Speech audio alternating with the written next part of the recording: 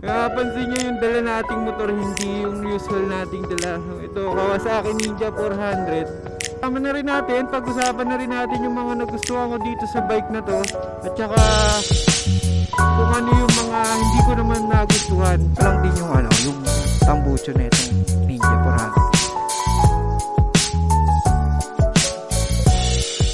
400. Nga, welcome back to another video. Traffic ba abutan nyo? Napansin nyo yung dala nating motor, hindi yung usual nating dala. Ito, Kawasaki Ninja 400. Naipag-swap kasi sa akin yung pamangking ko nung motor. Dalawang linggo na sa akin tong motor na to, hindi ko pa nalalabas. So ilabas lang natin ngayon. Punta lang tayong festival.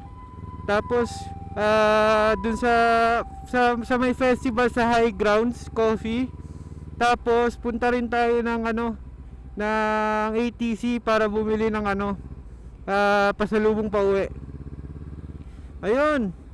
O, sama na rin natin, pag-usapan na rin natin yung mga nagustuhan ko dito sa bike na to. At saka kung ano yung mga hindi ko naman nagustuhan. Pero hindi naman ito yung detailed review ng motor na to. May mga channel naman na kung gusto nyong makakita ng detailed review ng motor talaga, is may ibang channel naman na I think mas makapagbigay sa inyo ng ganong impormasyon. Ito more on first impression review lang. So kung ano lang yung experience ko sa motor na to. Ayun, simulan na natin. Sa unang-una agad nating matitesting dito is yung traffic test. Kita nyo yung yung daan SLEX. Sobrang traffic na. Mga gantong oras kasi talaga traffic dito mga alas 5 to hanggang alas 6 ng hapon. So makikita nyo, hindi naman nahihirapan yung motor sumingit-singit sa traffic. Hindi yung side mirror nyo lang, kung yung hindi na kasi stock side mirror to kung yung stock side mirror yung gamit nyo, baka mahirapan kayo since medyo mahaba-haba yun. Ito, pinalitan natin ng pamangkin ko ng mas maikling side mirror. Alam ko galing sa 6R tong side mirror na to, so mas maikli siya dun sa stock nung Ninja 400 talaga. So nung pinalitan na siya ng ganun, medyo dumali na rin naman yung buhay ng pagsingit-singit. Pero kung nahihirapan kayo, pwede nyo pa rin to itiklupin. Yan, tiklupin natin. Mas madali. O diba? Yung traffic naman ito hanggang dito lang to. Tapos paglagpas natin dun sa mga neto sa area na to, luluwag naman na yung traffic. Yun. Tapos yung pangatlo, so may tatlo ako talaga akong pinakagustong nagustuhan dito sa motor na to. Mag-start ako dun sa pangatlo. Yung pangatlo ay yung weight nya. Papansin nyo, kahit nasa traffic tayo, kahit nagle-lane filtering tayo, hindi tayo nahihirapan kasi sobrang gaang talaga ng motor, as in sobrang gaang. Parang feeling ko wala ako sa 400cc sa gaang. Nakatry rin ako nung NK400. So kung dun sa mga di nakakaalam, yung first big bike ko is NK400. So yun, kung yun ang comparison ko dito, sobrang layo ng diferensya sa weight. Tapos yung pangalawang nagustuhan ko, sumugod tayo sa pangalawa, is yung handling nya, tsaka yung preno sa harapan. Sobrang lakas talaga. Kahit ma-compare ko siya dun sa motor ko ngayon, yung sa Trident, yung brake nito talagang sobrang lakas. Tatapong ka paharap pagka nagkamali ka ng piga. So yun din yun, advantage siya para sa akin, para sa mga traffic situation dito, lalo na sa Pilipinas. Since alam naman natin na napaka-traffic sa sa Pilipinas. Magandang advantage siya yung magaang yung motor. At saka maganda yung handling, malakas yung preno. Tapos yung pangatlo, pinakauna talagang nagustuhan ko dito, hindi na ako is yung looks talaga niya. Yung looks ng motor. So di ba namang hindi mababali yung leg dito sa motor na to. Napakatalim ng mga design cues na itong motor na to. So napapansin ko rin yun, kapag ka nagra-ride kami kasama yung pamangkin ko, pati yung kuya ko, iba pa rin talaga yung tingin ng tao sa sports bike. Ayun. Tapos alam ko yung looks is subjective. So merong mga taong mas gusto yung retro, merong mga taong mas gusto yung sports, gusto yung naked sports. Pero ito base sa aking panlasa. Kahit naka-Trident ako, ang first love ko talaga sports bike. Dun sa mga hindi nakakaalam, ang pinakaunang kong bike is GSX-R 150cc. Yun. Nagsimula ako sa sports bike, dun ako natuto magmotor. Tapos nag-jump ako sa NK400, yung pinaka first big bike ko, bago ako napunta sa Trident. So bakit nga ba ako napunta sa Trident? Ayun, unang-una yung presyo talaga. Mapapansin nyo kasi yung mga sports bike, mas mahal, di hamak na mas mahal talaga siya sa mga naked sports. Ang pinaka-regret ko lang kasi ang pinagpipilian ko lang dati na sports bike, sports touring is yung CBR 650R. Which is, at that time, medyo hirap yung stock kaya hindi ako nakakuha nun. At eto neto lang, linabas ni Triumph ngayon yung kanyang sports touring bike version naman ng Trident, which is yung Daytona 660. Kung meron yung Daytona 660 nung time na naghahanap ako ng motor, malamang yun ang kinuha ko. Sports bike talaga yung gusto kong design cues. So, sports bike tapos retro. Sa mga hindi ko naman nagustuhan sa bike na to is unti lang naman, mga nitpick lang. Kasi I think naman para sa price niya at dun sa category niya, isa na to sa pinaka the best na pwede nyo makuha sa market. Lalo na dun sa mga naghahanap ng pinaka first big bike nila coming from a lower CC. I think itong Ninja ang the best na pwede nyo makuha. Isa sa mga the best. Ganun ko siya ma-range.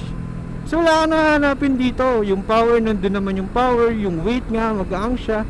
Same time, ang ganda pa ng itsura ng bike. Balik tayo sa mga hindi ko nagustuhan. So yung una kong hindi nagustuhan is yung vibration niya sa higher RPM. Kasi yung Ninja 400 kasi is parallel twin. So alam naman natin na notorious yung parallel twin sa malakas na vibration. Ito lang naman, hindi naman siya deal breaker na hindi ko kukunin yung motor dahil sa vibration. Lapit nun, no? Grabe yun. Tapos, ano pa ba hindi ko nagustuhan dito? Wala na talaga ako maiisip bukod sa vibration kasi complete package itong motor na to.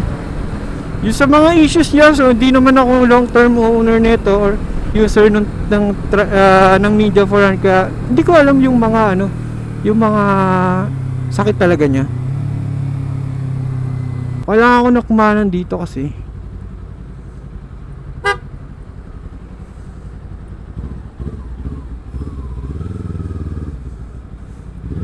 diba? Pansin nyo, diba? Ang daling sumingit guys. Kasi nga sobrang gaang ng motor.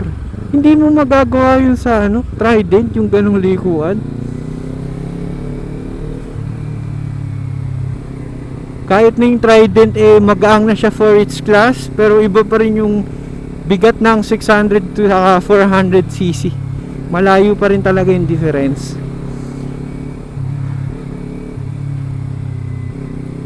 So kung dadalhin mo to, mas di ka mapapagod dito. I doubt, parang mas di ka pa nga mapapagod dito Dahil yung position din naman ng Ninja 400 is hindi naman siya super sports. So more on nasa sports tour side siya ng spectrum kung i-range natin yung riding position niya. So, komportable pa naman din siya at the same time nakuha mo yung looks nung sports bike. Tignan mo, ganda talaga, ganda siya yung banking, handling niya. Wala akong masabi.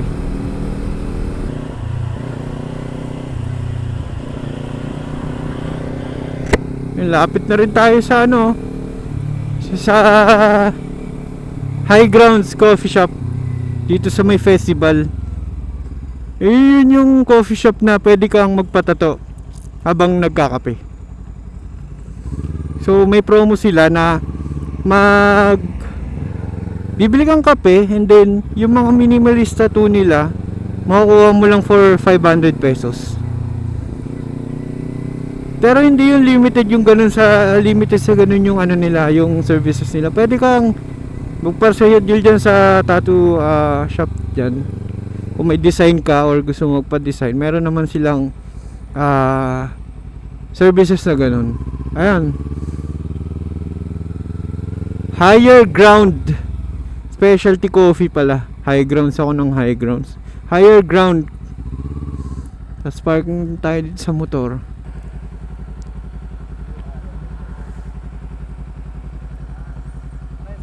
Pwede po dito sa gilid. Thank you. Ay, puta. Tayo parking.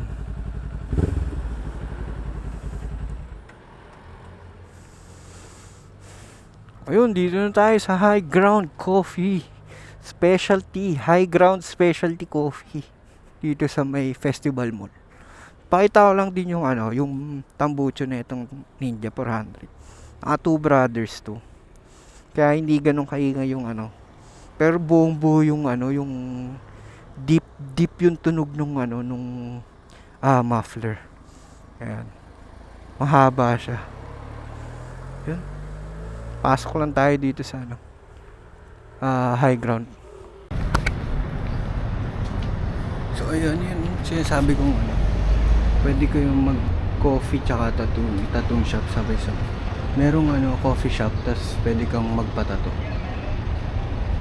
Pasok lang tayo dito sa kape lang tayo.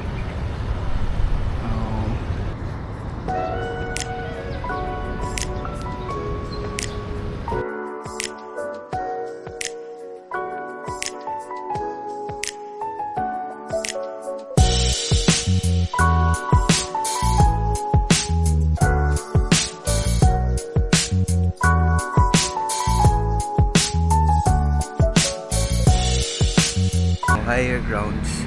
Tapat lang to ng festival. Ayun yung festival.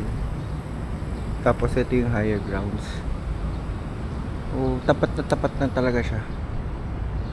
Kung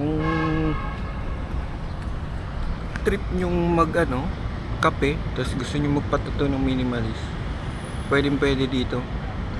Ito, sample nung tattoo nila sa akin, ng minimalist. Ayan, pusang yan. Saka ito. Pero ito hindi siya minimalist eh. So pinadesign namin to dun sa asawa ko. Tapos pinatato namin tatlo ng mga kaibigan ko. O mga friendship tattoo siya. Pero yung mga design nila na minimalist, mga ganito yung itsura. Itong pusa. Gusto mag-try magpatato. Tapos natatakot kayo kung kaya nyo ba yung sakit. So pwede nyo subukan dito sa ano, Higher Ground Tattoo. Yung punta na tayo sa ano, sa Frankie's sa may ATC. Tapos uwi na rin tayo. Ito ako galing sa ano, Higher Ground Specialty Coffee.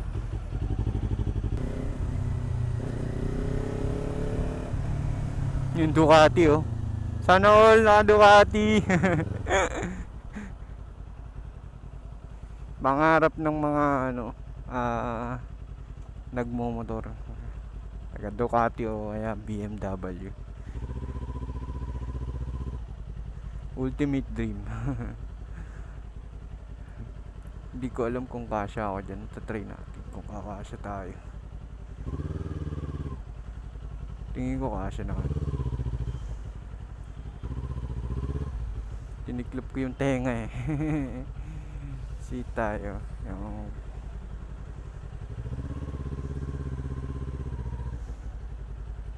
dahil dito sa Ninja, talaga natetempt na ako bumili ng 400cc na motor. Gusto ko ng ano, 450 SR. Sana makatry tayo ng ano, 450 SR para malaman natin kung ano yung pakiramdam ng 450 SR, kung worth it ba talaga siyang bilhin.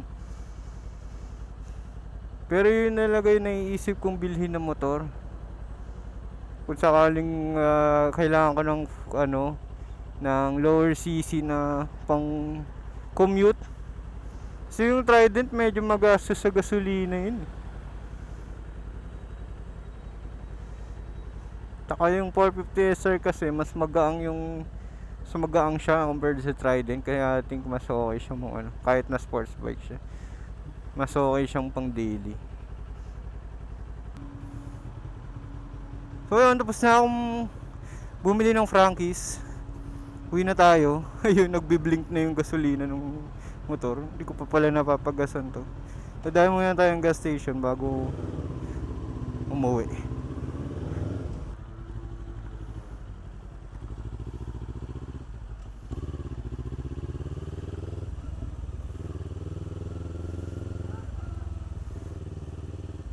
Buhay na yung muli ito. Gabi na kasi. Muli ito kasi maganda talaga siya gabi. Sa gabi puntahan. Sarap kumain dyan. Daming kain.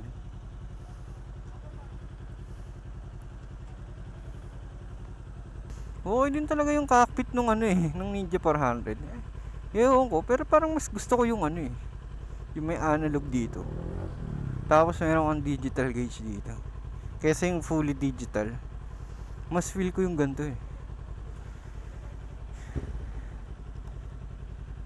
preference lang siguro, pero para sa akin, ganda ng cockpit nung Ninja. Lalo pagka nakabukas na ng ganito pag gabi. Angas.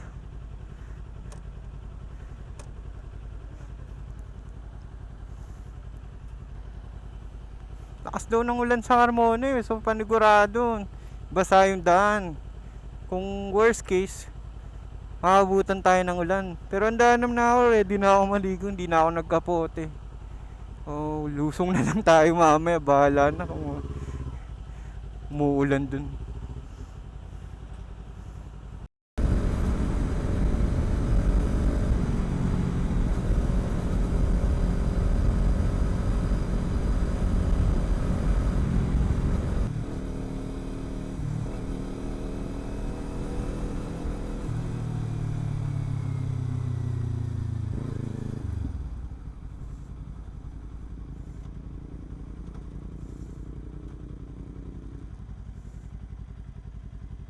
Tambar na lang yung gas.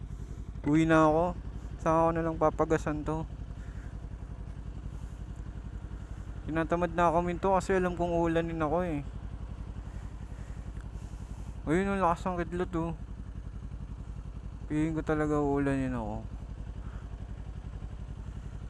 Pasensya na kung di ko makapagasan ngayon. Bago ko na lang isauli itong motor, papagasan ko muna. Tipid naman tong motor na 20 tipid niya, 24.2 km per liter. Grabe tipid. Kung kailan tayo malapit na makauwi. Saka naman umula ng malakas. Sana nuulan na ako guys. Pero malapit na to, makakauwi na ako. Maraming salamat din sa mga tumapos ng video to. At kita tayo ulit sa next content. Peace out.